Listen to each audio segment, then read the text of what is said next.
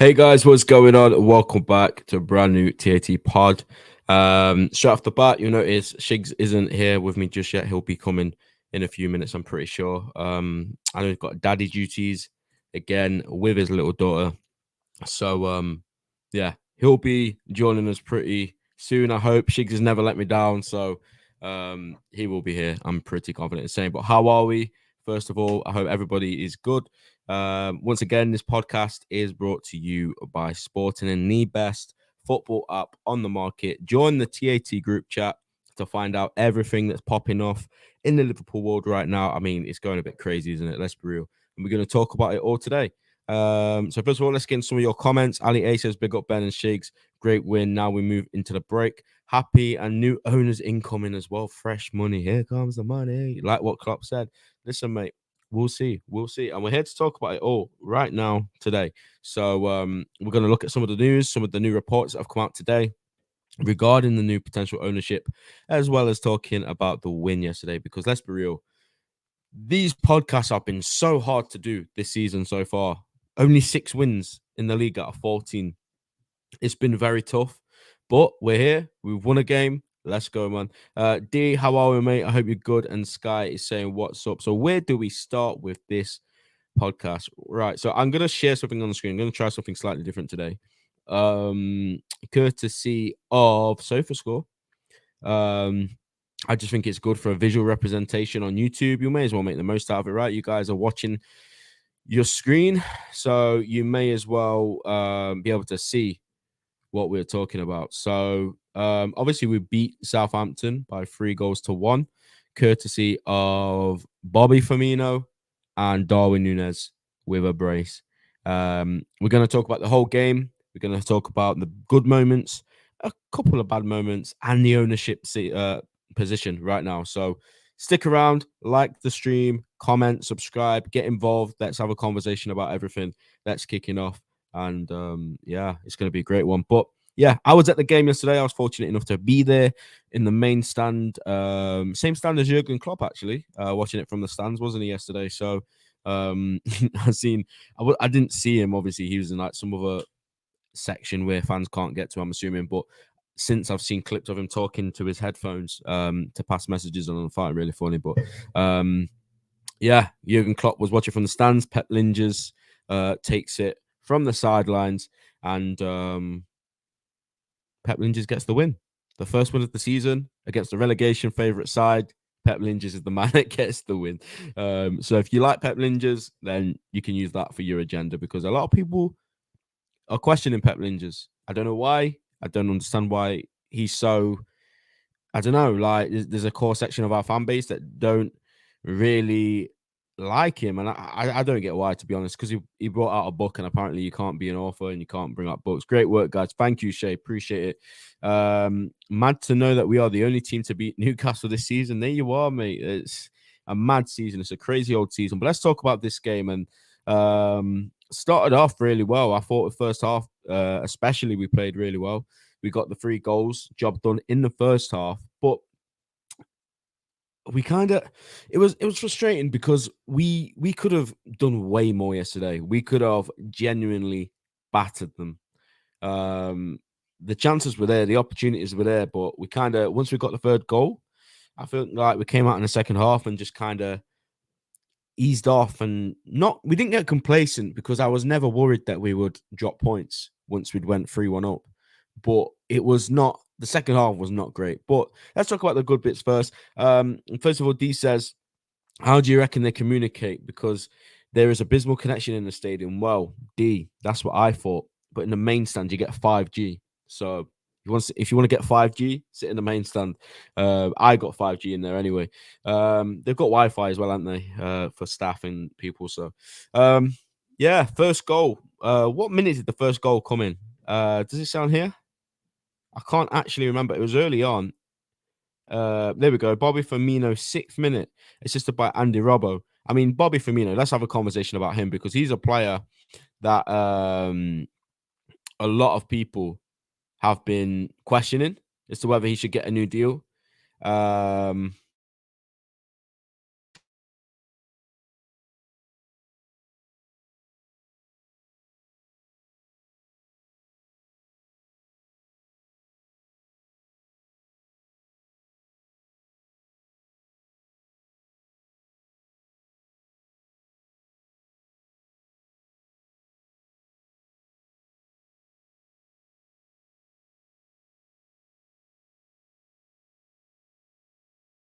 Sorry, I think my connection just dropped there for a hot second, but we're Gucci, I believe.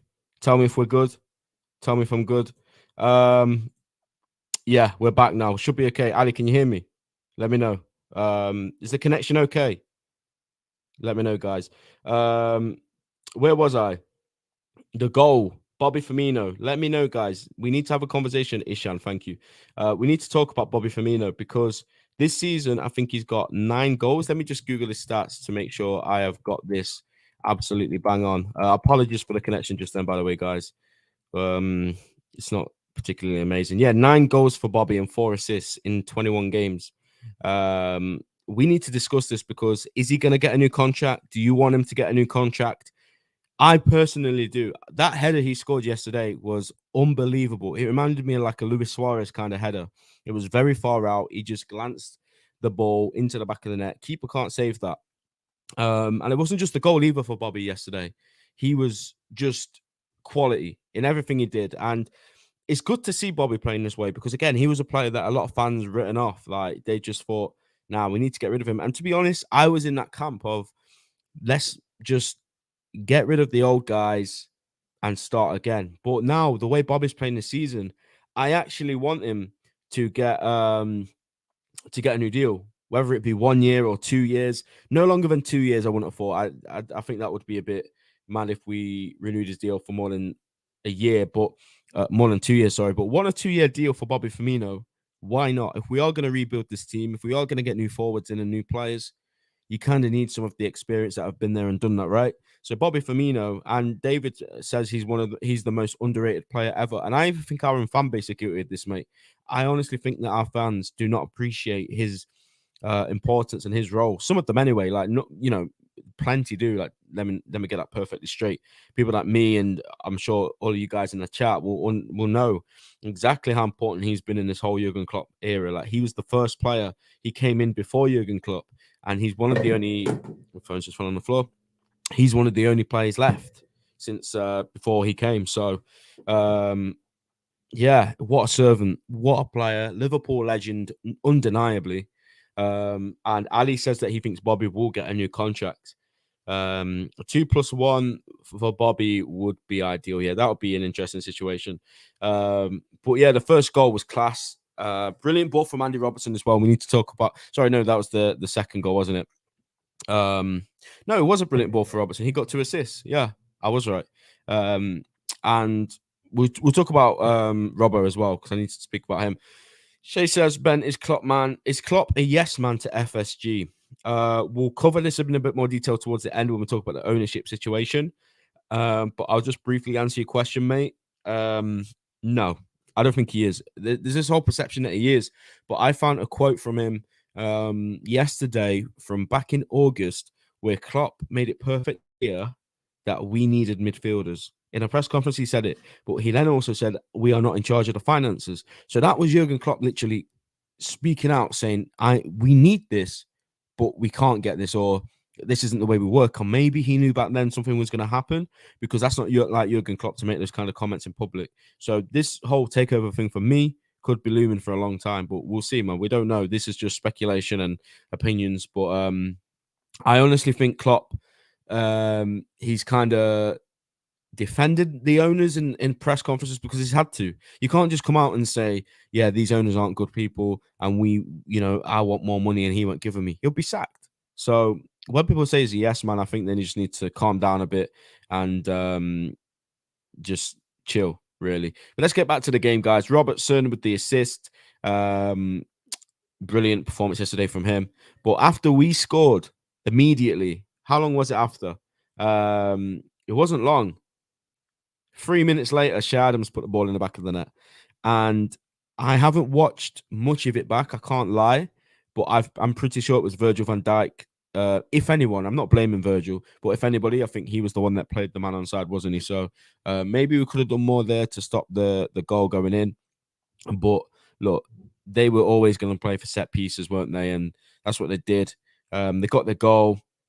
And yeah, we were in a position where we had to go and get our lead again. So it was interesting. At 1-1 in the stadium, like, the atmosphere didn't really drop. I think we all pretty pretty much thought we were going to go and get the winner regardless, because it was a decent start. The fans seemed to be a bit more up for it yesterday. And yeah, you know, Southampton at home, like, they've been absolutely shocking. I know other teams have been shocking and come to Anfield, like Leeds or whatever, fine. But I just wasn't threatened by any of Southampton's players other than Shea Adams, really. There's nobody else in there. Even James Ward-Prowse, I didn't really notice him until later on in the game. So, yeah, I wasn't forced at 1-1. I thought, you know what, we're just going to put these to the sword. And that's what we did. Our second goal, this is my favorite moment of the game, this. Harvey Elliott, and Ishan has put it absolutely perfectly. What a lovely ball what that was from Harvey Elliott for the second goal. A peach. It was a wonderful ball from Harvey. And again, he's a player that some people have edgy takes on, and I don't understand why, because it's clear to see how good Harvey Elliott is at football. Like, it's obvious. It is so obvious. But you get people that try and play him down, and I understand we don't want to overhype youngsters. We don't want to overhype our youth players. But on the other hand, like, let's appreciate how good Harvey Elliott is at 19 years old. He's incredible. And I'm on that train since he signed, since we got him from Fulham, and he played in a few cup games. We played against Arsenal. He played in that Villa game where the kids got absolutely battered, but he still put in a good performance. And you can just see when a youngster's got it, you can see. And I have the same opinion for Ben Doak, by the way, the exact same thing. But I've got another opinion about Ben Doak. I actually think he could be better than Harvey Elliott at 16. That's how mad it is. But that's for a different story. Harvey Elliott, wonderful player, 19 years old, playing in centre mid, still relatively new to that position. Only really started playing it last season.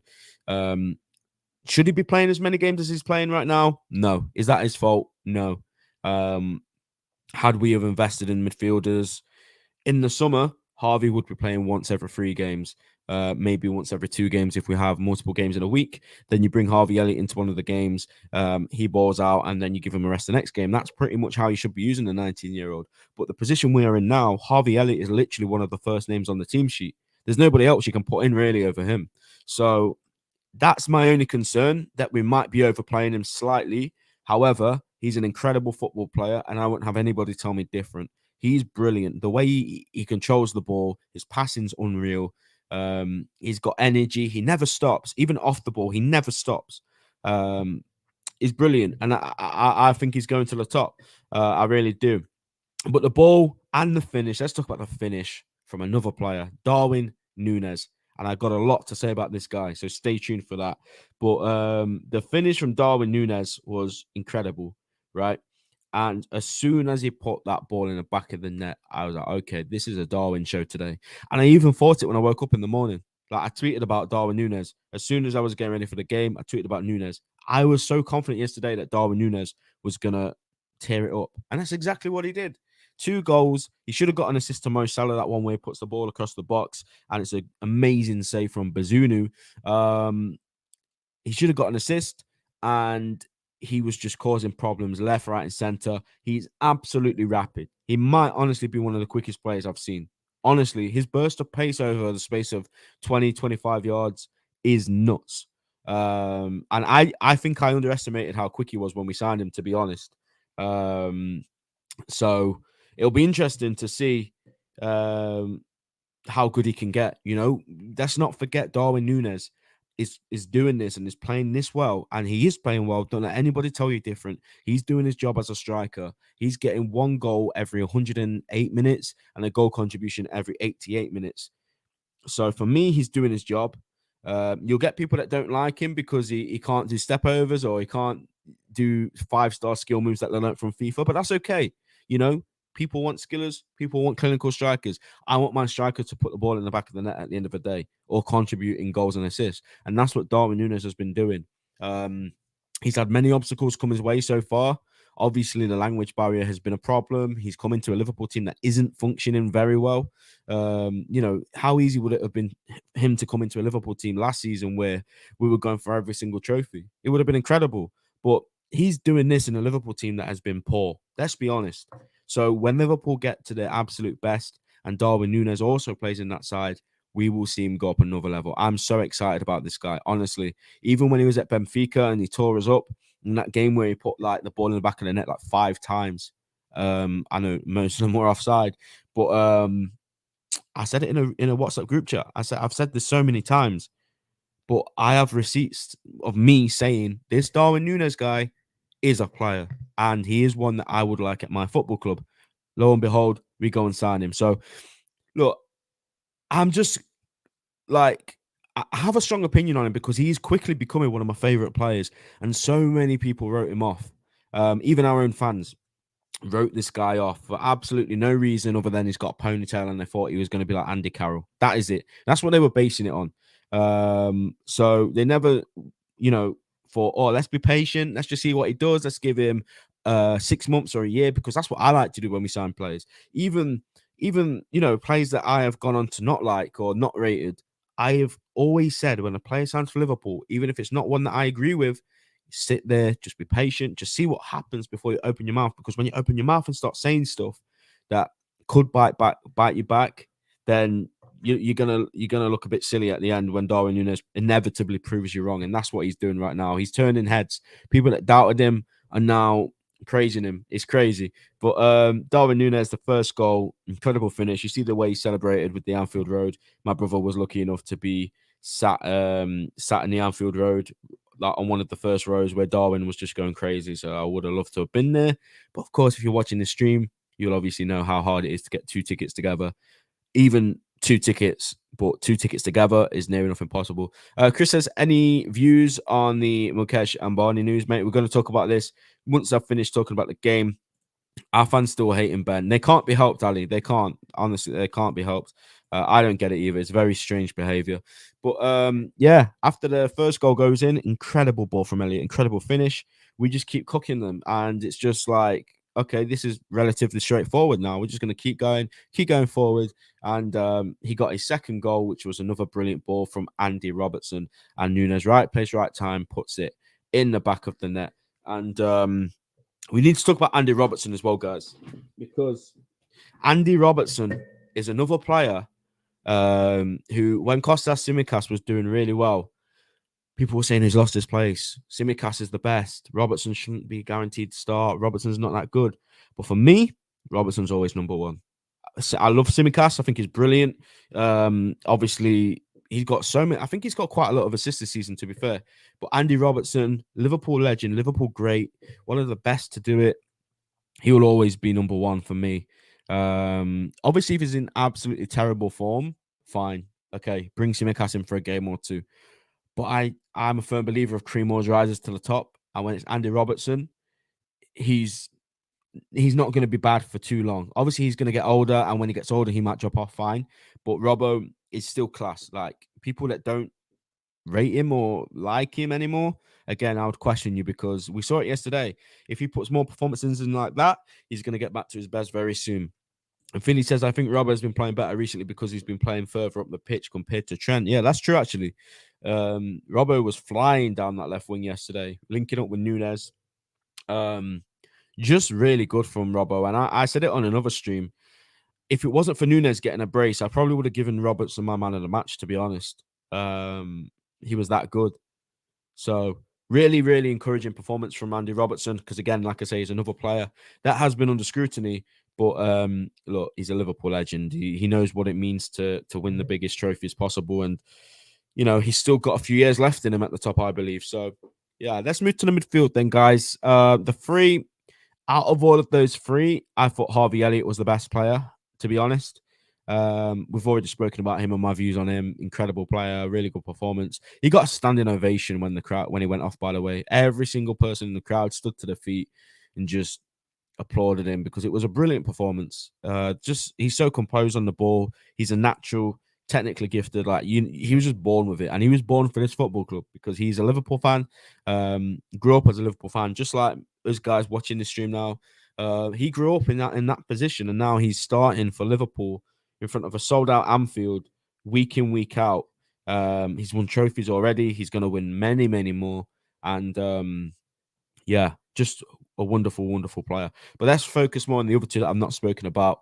Thiago Alcantara. Look, I'm not digging Thiago Alcantara out here, yeah?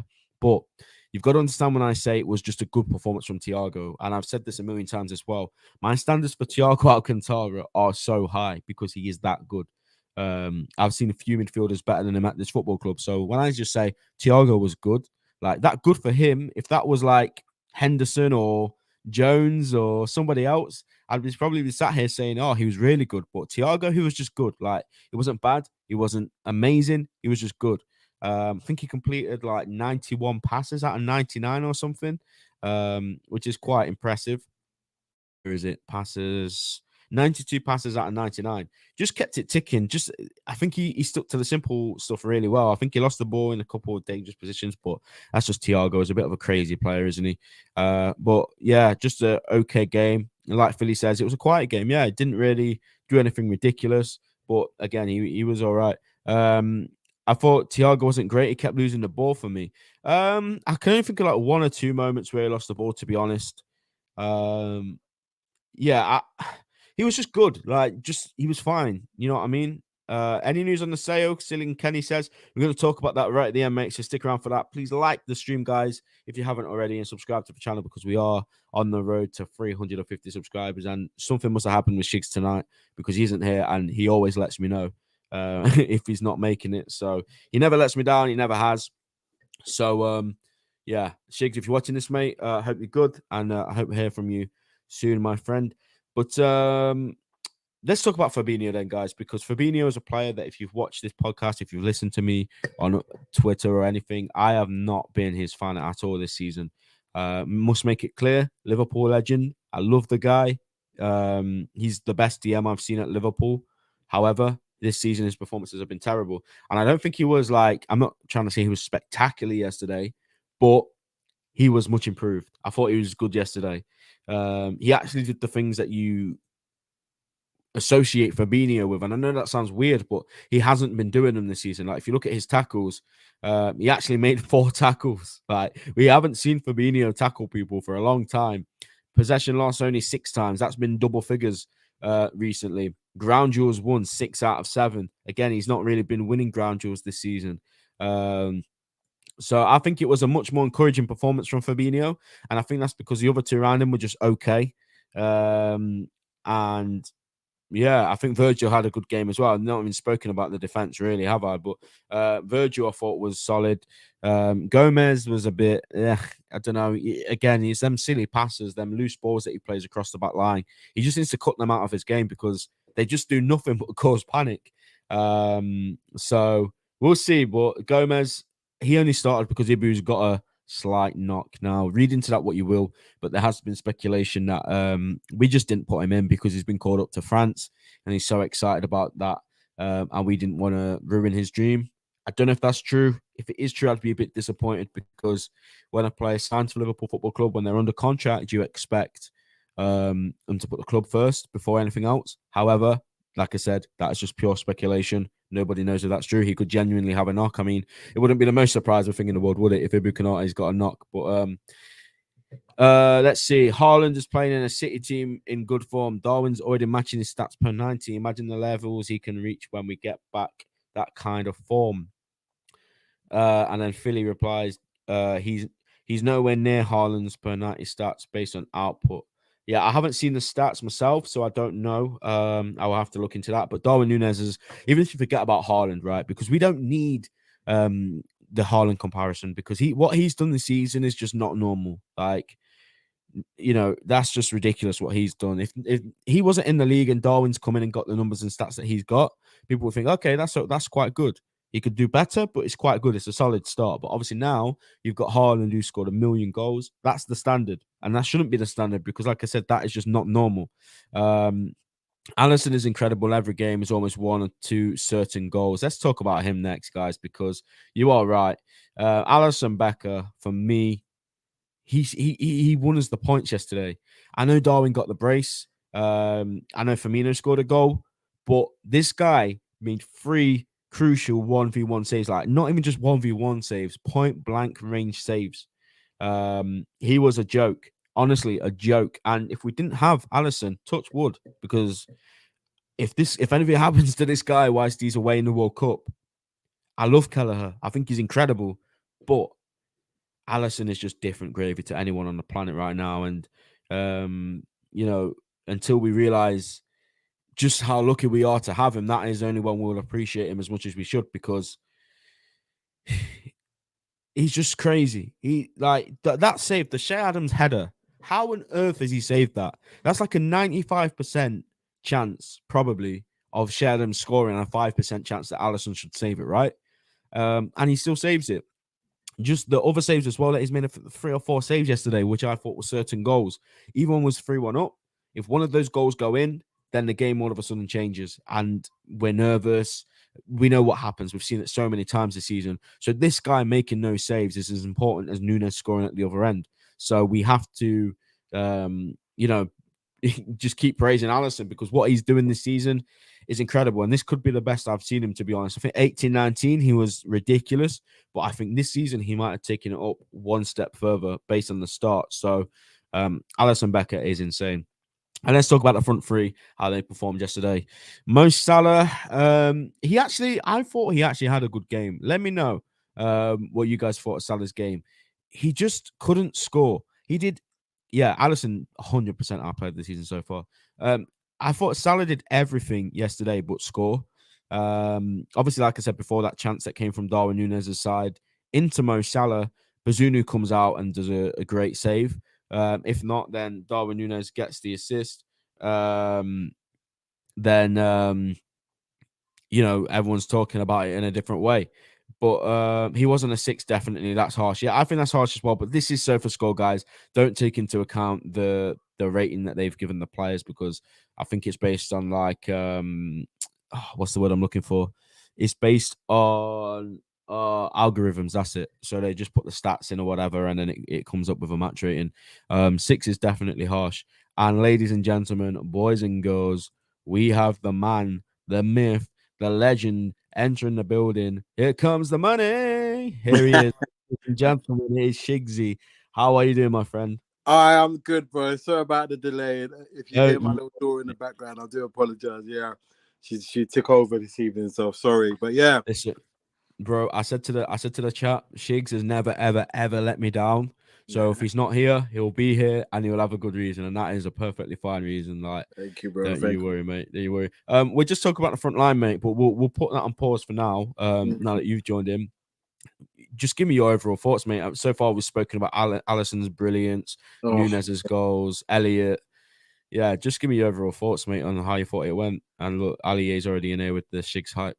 Yeah, no, it was a good performance. You know, you know what it feels like. It feels like it's a bit of an annoyance that this World Cup has come around, because it actually feels like now we're getting into our stride.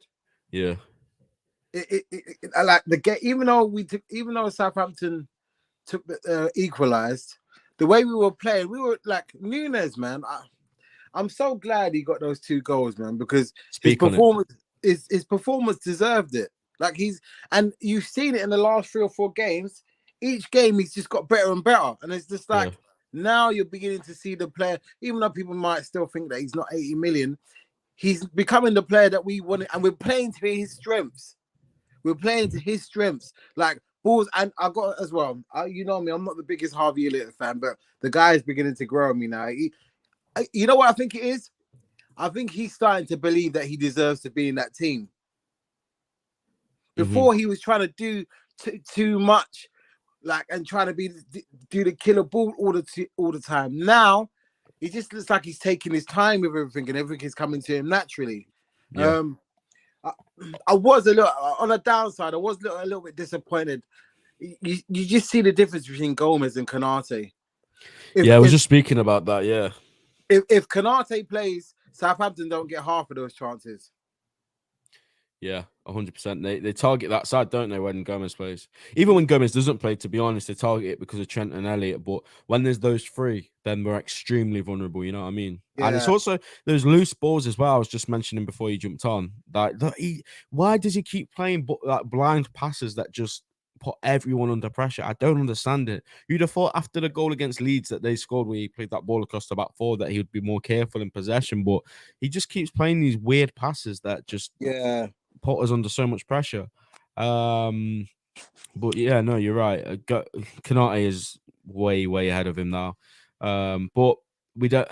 There's speculation, mate, that he's not injured and that he was just not in the team because they don't want to ruin his World Cup dream. Oh yeah, I like that. That's fair enough. Yeah, but No. Listen. You got to think. Yeah, it's not just the. That's good management. The reason why I say it's good management is because imagine if, God forbid, imagine if he had got injured. Imagine if he would have been pissed at Klopp. He would have been pissed. This way, Klopp has carried favour with him. Look, I didn't let you. I made sure he didn't play in the last game. I'm sure he won't say that to him, but do you understand what I mean? Like he's giving him a platform to go on, know that his place is secure, and that he can go and do the best he can in the World Cup. Now, listen, I would have preferred him to play at Southampton, but you got to look at the bigger picture sometimes. Yeah. No, I get both sides of it. I did say like, oh, when you're employed by Liverpool, you should put the club first. But I get it. Like, he's been injured. He's got a World Cup to play in. It's his dream. It's his 22? First World Cup as well. Exactly. It would have been like his second or third, and maybe he might have risked it. But the first one, nah, you can't do that. Yeah, exactly. I was just speaking about the front three, mate. We started on Mo Salah. I thought he had a good game without scoring. I think he did everything right, but put the ball in the back of the net. Okay, maybe I don't want to sound like too judgmental, but is Salah losing a yard of pace? I've not. You know what? I've not really thought about it, guys. What do you think? The reason I asked is there was a chance that he got in the second half where normally he would have just sprinted away from the guy, but he didn't. The guy, or maybe the guy's just that fast. I don't know. Maybe I'm looking too deeply into it, but yeah, he played well though. He did play well. It's just that he didn't get his goal, and this is the difference now. Like if he hadn't have scored, we would have probably lost that game in terms of not having Nunez and Firmino not being there. Like, unfortunately, not even unfortunately, now that we've got strikers who can actually chip in, so the burden isn't on Salah. Firmino played well. To be honest with you, like I'm not too disappointed that he's not going to the World Cup. I know it's every player's dream to go there, but I want him to get a rest and then come back and be firing and get Diaz back as well. Like, even though it's been I said that we wouldn't get top four, it's looking a lot different now. Like this is it. The team seems to have kind of weathered that bad storm. Well, touch wood, weathered that bad storm, and now it seems to be. It's a blessing and a curse, this World Cup, because we're getting into our stride now. This is where I think we would have clawed it back in terms of the top four. But I don't know. What do you reckon? Yeah, I mean, look at the table now. I still think we're going to get in it. I've said it, even when we lost to Leeds or whatever. I just don't see a world where Liverpool are in the top four. Maybe that's me being naive. Maybe that's me being biased. But I think there's just going to be a time in the season where we do put 5 or 6 wins together. And these teams above us, like I just watched United today. They got away with that. They were rubbish. They were absolutely shocking. Yeah. And then I didn't see the Spurs game, but at half time I saw they were losing. So I thought when we won, I was like, oh yes, now we're like 1 point behind Spurs or whatever.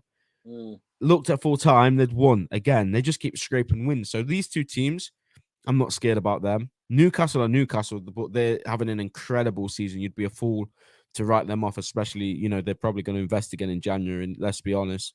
So they should. They're in that position now. They should go and strengthen and try and get into that. I don't know what their aim is, if they're still going to just go for top 6 or if they genuinely believe they've got a shot at top 4. We'll see. City and Arsenal, I think they've taken up the first 2 spots. I think that's pretty clear by now. But we still only played 14 games and Spurs have played 15. So if we win that game, we're 4 points behind Spurs. We still got to play Spurs again. It's all to play for. Exactly. You can't write us off. I think, especially when we get players back, we don't know what position the club's going to be in January. Diaz is to come back. I still think we're going to be under FSG. I do too, and we'll get into that in just a moment, guys. So if you're here for ownership talk, be patient. It is coming. I just want to quickly ask you a question that I put out to the chat, mate, and I just spoke about it as well. Bobby Firmino with the goal yesterday, and this isn't even me being reactionary because I've been thinking long and hard about this.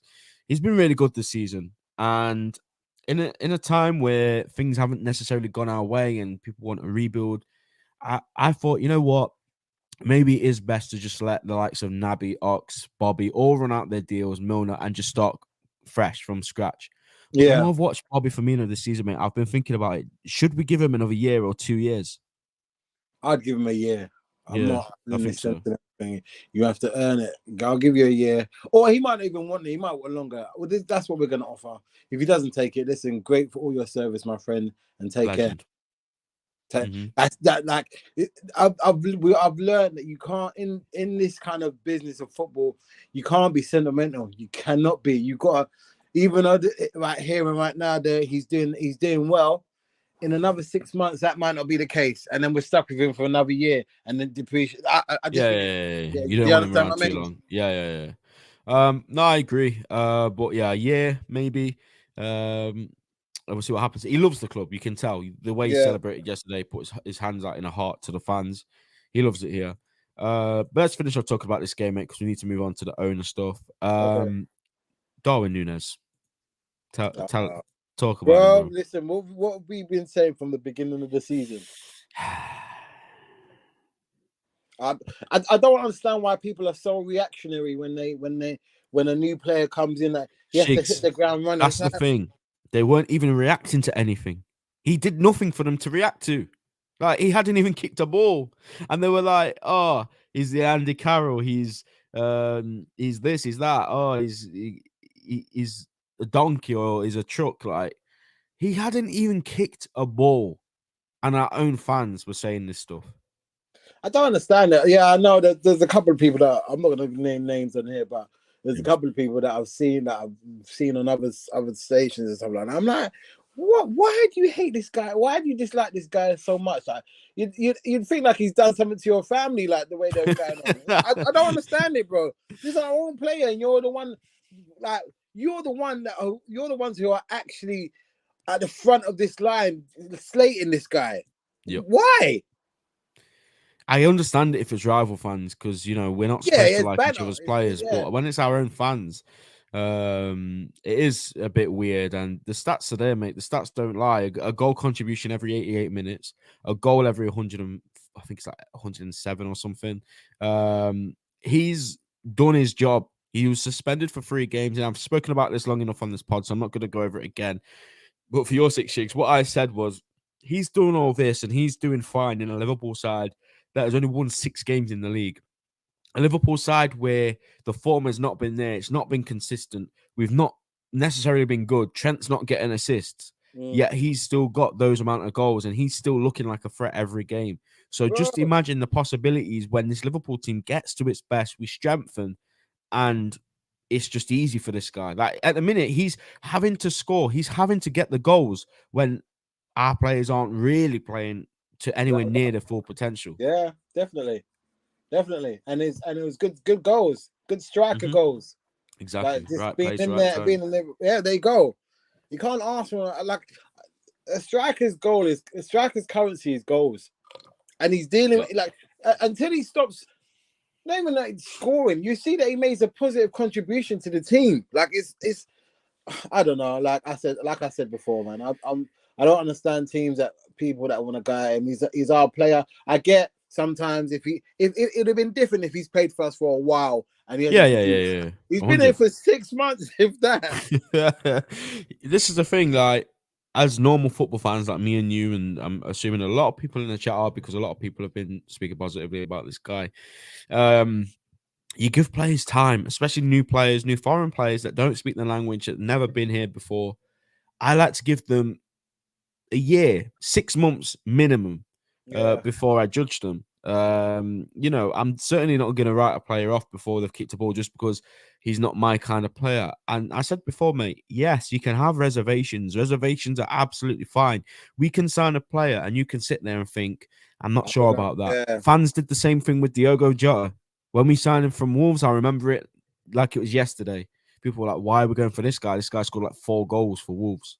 But he comes to Liverpool, he smashes it.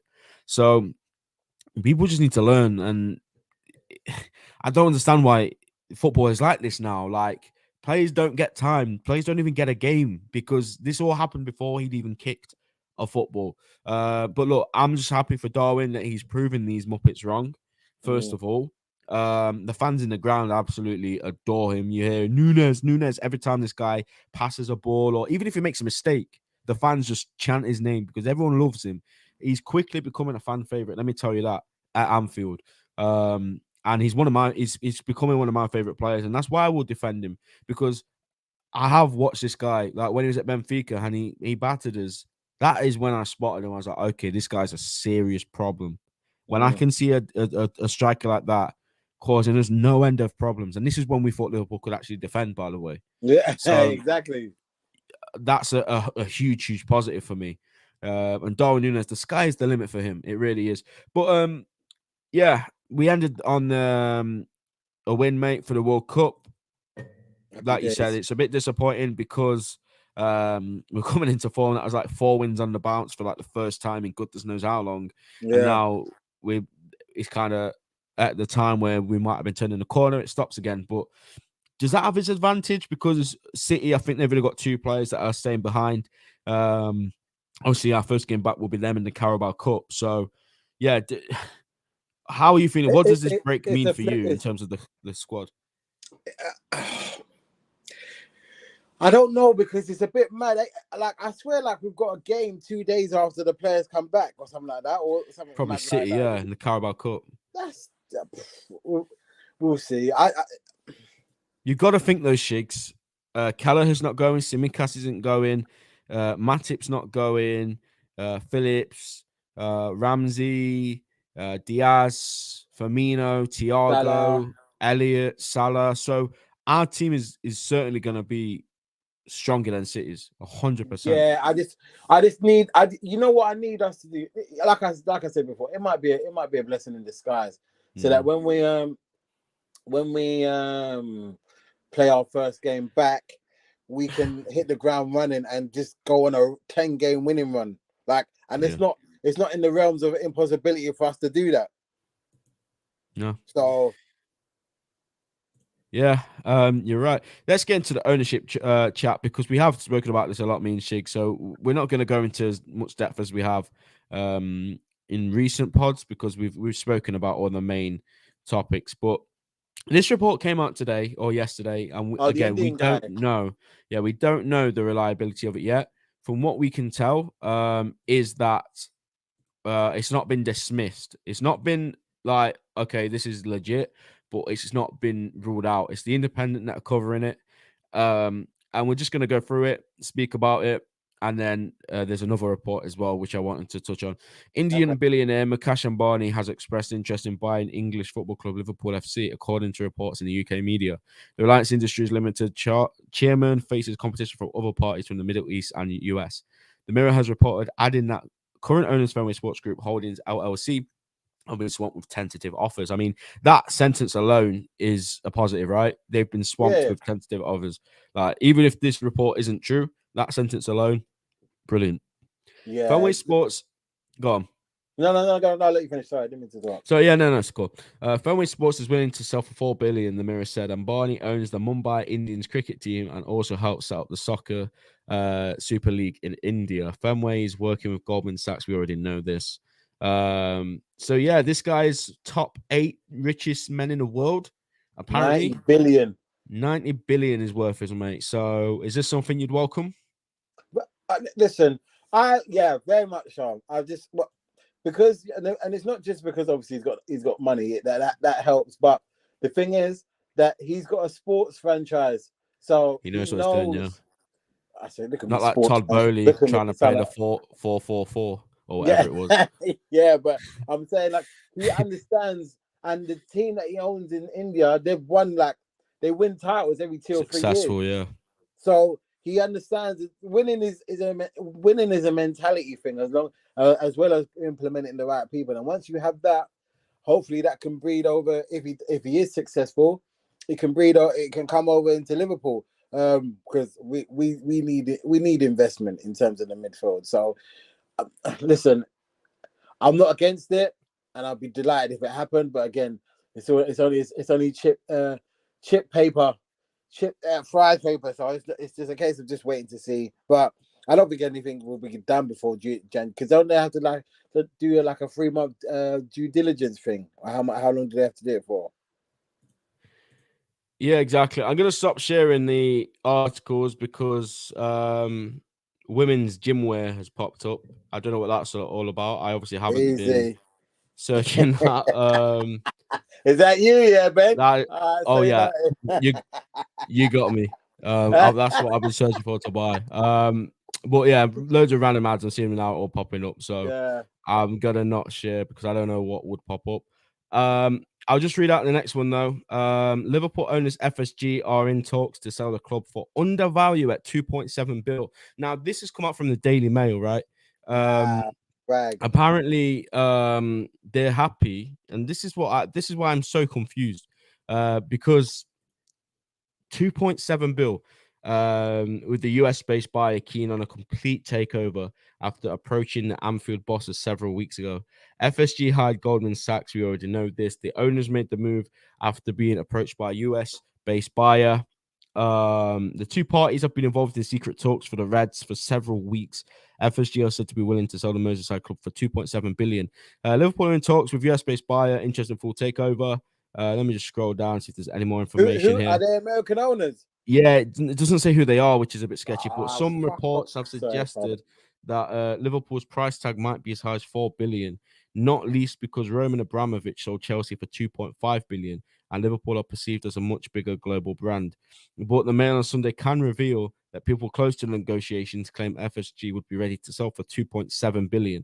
That would still represent massive profit from 300 million they paid in 2010, even taking into account a few £100 million of investment for stadium expansions and training ground developments.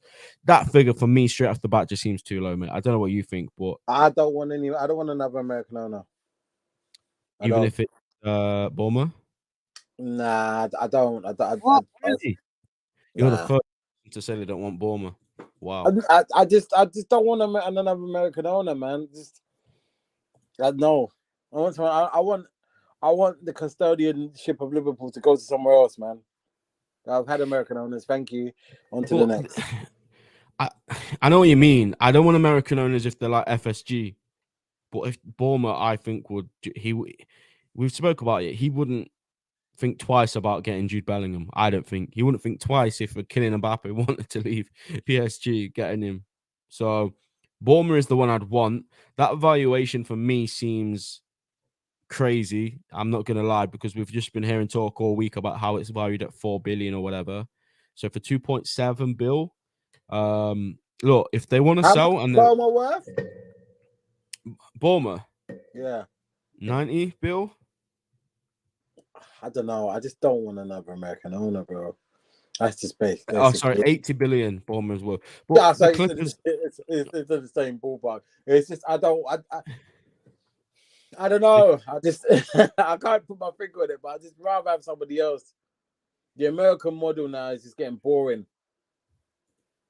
Yeah, no, I do understand that why you'd have your reservations because of FSG and all these other guys that runs in similar ways. And the one thing that I wouldn't want is FSG or John Henry selling to one of his mates just because he's got a good relationship. Or, hey, mate, I'll do you a good deal. That would be disastrous for me. Old boys club, you get me? Exactly, because whatever problems we have now, we'd be stuck with for 10 more years because no one buys a football club and sells it, in a few years. Yeah. So yeah, I know your reservations, but Bournemouth, he's actually number one for me. He's the one I'd want. Either him or the Dubai guys that we've heard about. The Indian guy, Mukesh Ambani, sounds interesting. Again, we don't know if that's reliable, but that is something I'd welcome. But I think the main point is that we have agreed on is that, again, without being political, there's a lot of stuff going around about people, and you have to be very careful with what you say because, you can't paint, first of all, everyone with the same brush. Yeah. Secondly, people that support this club or that love this club are from those countries. So if you say stuff about certain countries that they do this, they do that, you're probably offending a lot of Liverpool fans as well. And, we've said it as well. We're not idiots. Most billionaires would have done questionable things or things that they aren't proud of to get their money, let's just say. So it is what it is. If you want the owners to move on, if you want investment, if you want our club to be in the hands of somebody that will take us back to that stage where we can compete year in, year out, it's got to be somebody that you might not like. That's the bottom line. And whoever comes into this club, there's going to be a flaw. Nobody's perfect. There's no real life Santa Claus with 90 billion that's just going to come out and give us gifts every season. It's just not going to happen. No. So as long as the money's there, the manager's backed, and the ethos and the morals of the club stay intact, and the owner hasn't got a too shady record, look, bring it on. We're gonna if we say no to these guys, Shigz, we will get left behind by Newcastle. Yeah, not just Newcastle, by Man City, I say Newcastle because Newcastle are a team we've seen flip-flop between leagues. They've never had anything. Okay. They've been trash. They were fighting relegation even just last season or season before. And now all of a sudden they get bought out and we could get left behind by this club. That is a serious option that could happen. Yeah, I heard that. But listen, one thing I do trust, FSG will make a decision in terms of who the right person is to take over the club. So I have no doubt about that at all. But it's just who I would prefer, and what will happen. We'll see in the near future. I'm hoping by January, March time that this is all sorted and someone has taken over the club. Yep. And then we could just plan for the summer. But that might be wishful thinking on my part. But we'll see. Like, I'm just happy that we have people that are who are cash ready, cash rich, and ready to buy us. Exactly. Yeah. It seems like there are buyers that are ready to, even make the bid or have already made the bid. We don't know. And Jono says, we all know FSG are moving on. It's a question of if, it's when. And that is spot on because we've seen, the top guys at the club be moved out. Now stepped in as the CEO. So things are changing. Things are happening behind the scenes. And, they've played it down and said it's not to do with this. Nonsense, in my opinion, because lies. So mad.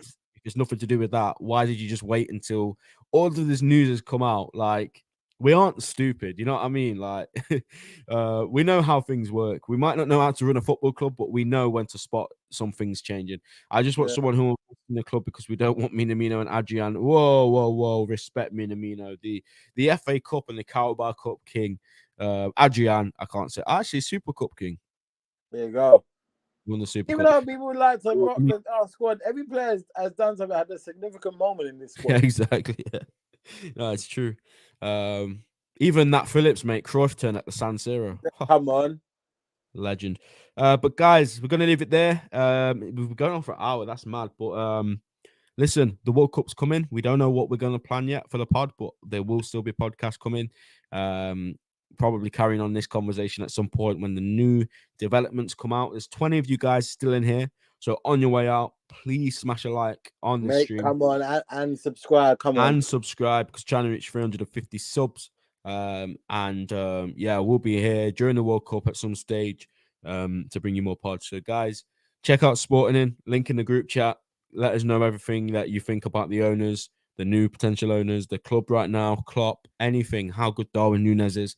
And we will see you in the next pod. Take care. Take care, people.